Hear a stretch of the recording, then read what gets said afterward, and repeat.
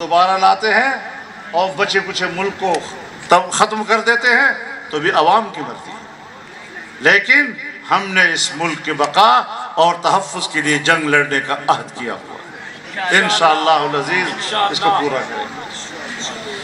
मैं पाक अफ़वाज को भी यकीन दिलाता हूँ, एतमाद दिलाता हूँ कि पाकिस्तान पर खुदा न करे कोई बुरा वक्त आए, लेकिन ऐसे वक्त में अगर सरहदात पर मुश्किल आई, अगर मुल्क के अंदर मुश्किल आई, तो वो एक यूथिया भी आपके साथ नहीं होगा।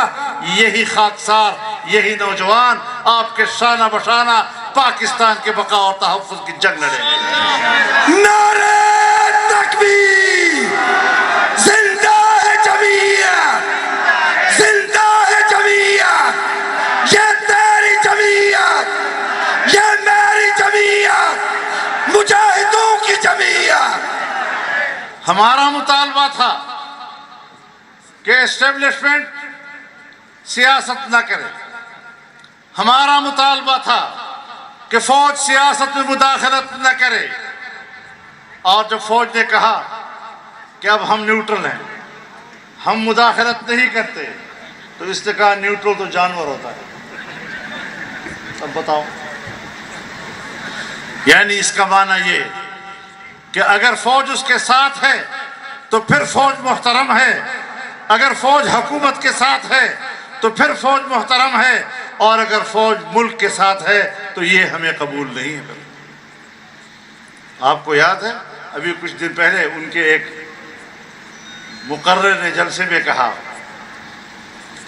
कि अगर घर पे डाका पड़े और चौकीदार कहे कि मैं न्यूट्रल हूं तो ये कबूल नहीं है।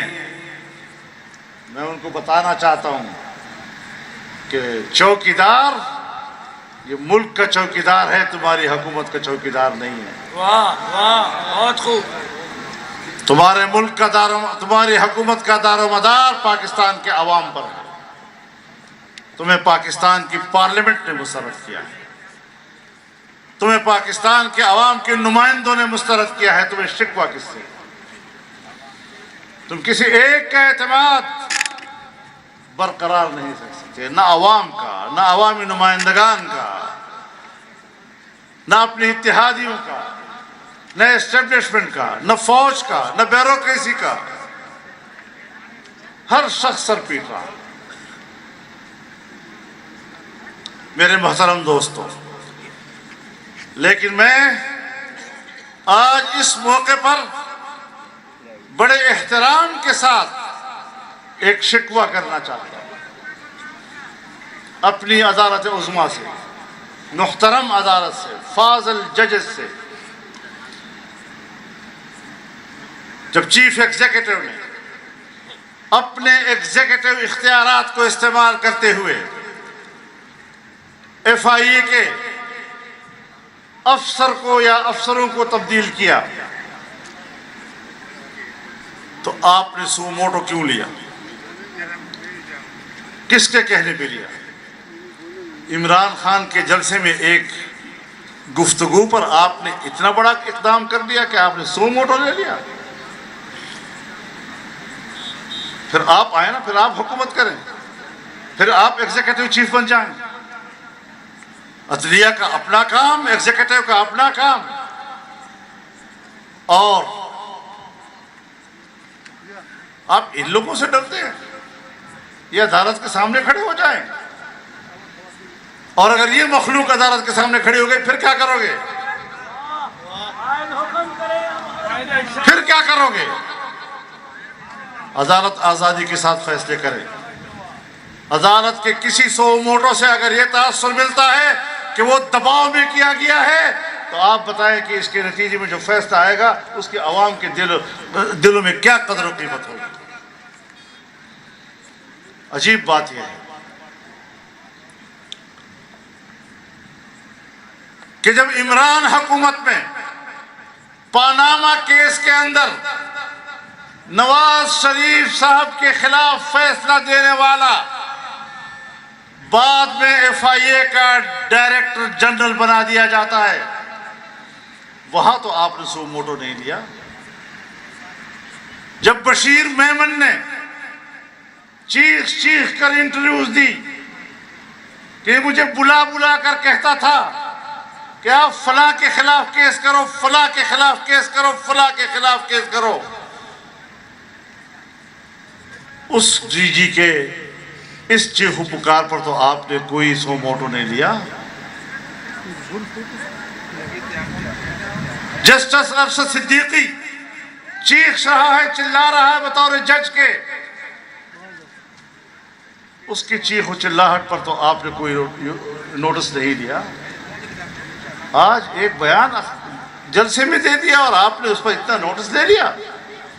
हमारे दिलों में आपकी बड़ी कदर मंज़लत है, आपके फैसलों को हम तौकीर की नजर से देखते हैं, आपकी हमारे नजरों में इज्जत और आबरू है, लेकिन ऐसे इक़दामात अगर आप अपने आप से करते हैं, कोई आपसे रुजू नहीं कर रहा, तो फिर अपनी इज्जत तौकीर में अगर आप कमी कर रहे हैं तो उसके हम जिम्मेदार नहीं, फिर आप खुद जिम्मेदार हैं उसके। ये शिकायत आज पब्लिक के सामने लाना मैंने जरूरी समझा।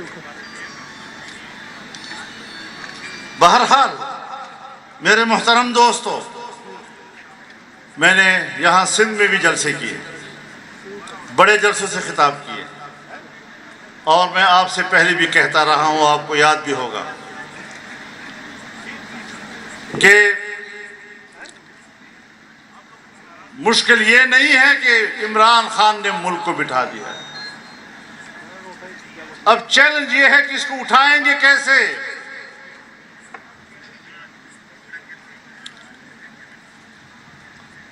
अब वो जो बंद टूटा है, तो आप हमसे कहते हैं कि आज वो इतना बड़ा बंद आपने दोबारा क्यों तामीर नहीं किया? अभी तो वो तबाही करेगा। इमरान खान की हुकूमत के पहले साल उनके अपने माहिरीन ने इंटरव्यूज दिए और कहा कि इमरान साहब का प्रोग्राम यही है कि रुपया 200 रुपया $1 तक जाएगा। ये उनका एजेंडा था। आज अगर 200 पे किया है, उसके अपने एजेंडे के तहत किया है। हमने कंट्रोल करना है। किस तरह कंट्रोल करना है? जब तक आप बिजनेस कम्युनिटी का एतमाद बहाल नहीं करेंगे, जब तक आप ब्यूरोक्रेसी का एतमाद बहाल नहीं करेंगे, जब तक हुकूमत को रियासती इदारों का ताउन हासिल नहीं होगा, एतमाद का माहौल बहाल करना मुश्किल है। अभी हमने उसको हटाया है। अब 1 साल में हमने मुल्क को पटड़ी पे डालना है। कैसे चलेंगे, किस मुश्किल में हम सफर करेंगे, किस पगडंडी के ऊपर हमने चलना है, और इस मुल्क को वापस अपनी हालत पे लाने के लिए हाथ पांव मारने हैं। ये एक चैलेंज है, कोई आसान काम नहीं है। 3.5 साल में तुमने जो मुल्क का कबाड़ा किया, जाहिर है कि इमारत को गिराना तो एक लम्हे का काम, गंद फैलाना तो एक लम्हे का काम है। तुमने 4 साल में जो गंद फैलाया, हमसे तवक्को रखते हो कि 4 दिन के अंदर अंदर उस गंद को साफ करें? उसमें तो वक्त लगेगा। ये तो चैलेंज है जो हमने कबूल किया। हमने मुल्क को उनसे छीना ताकि मुल्क बच जाए। पहले मुल्क को बचाना है, मुल्क की फिर इक़्तिसाद को बचाना है, उसको सही रुख पे लाना है। और ये एक बड़ा चैलेंज है जो कौमी सतह के बाहमी ताउन के बगैर मुमकिन नहीं हो सकेगा। मेरे मोहतरम दोस्तों, इंशाअल्लाहुल अज़ीज़ इस वक्त हमारे लिए मुश्किलात पैदा की जा रही हैं, लेकिन एक बात ज़रूर कहूँगा कि इन जलसड़ियों का दबाव न लिया जाए। रोज़ रोज़ बयान तब्दील हो रहे हैं। एक दिन एक बयानिया, कल दूसरा बयानिया, फिर तीसरा बयानिया, फिर चौथा बयानिया। अभी कोई एक बात पे ठहर तो जाओ। हम तो एक ही बात पे ठहरे हुए हैं। आपका जो तारुफ हमने पहले दिन कराया था, हम आज भी उस पर कायम हैं। हम आज भी उस पर कायम हैं, और लम्हा लम्हा गुजरता है, तस्दीक कर रहा है।